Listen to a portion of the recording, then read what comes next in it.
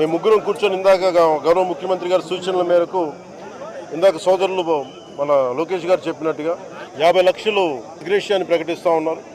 అలాగే ఒక 5 ఎకరాల పొలం అని కూడా తెలియజేశారు. అలాగే 300 గజాలు ఇంటి స్థలం అని కూడా అనౌన్స్ చేశాం. అలాగే ప్రభుత్వంలో వాళ్ళకి ఎవరికైనా సరే వాళ్ళ నాన్నగారికి కానీ ఎవరికి కానీ ప్రభుత్వ ఉద్యోగం కూడా ఖచ్చితంగా ఇవ్వాలనేది క్యాబినెట్లో ముందు పెట్టి దాని నిర్ణయం తీసుకుంటాం. ఇవన్నీ కాకుండా నేను అదనంగా వ్యక్తిగతంగా నేను కూర్చోబెట్టి నా ట్రస్ట్ ద్వారా ఒక 25 లక్షల రూపాయలు వారి కుటుంబానికి నా వ్యక్తిగతంగా నేను సాయం చేస్తానని తెలియజేసుకుంటే ఇలాంటి పరిస్థితులు రాకూడదని కోరుకుంటాం.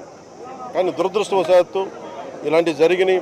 మనం అందరం ఇలాంటి పరిస్థితుల్లో భారతదేశ ప్రభుత్వానికి, ఆర్మీకి, నేవీకి, ఎయిర్ ఫోర్స్కి, ఎంటైర్ డిఫెన్స్ ఫోర్సెస్కి ఇది మనం అండగా ఉండాల్సిన సమయం. ప్రతి ఒక్కరూ చాలా ఎరుకుతోటి చాలా జాగ్రత్తగా ఉండాలి.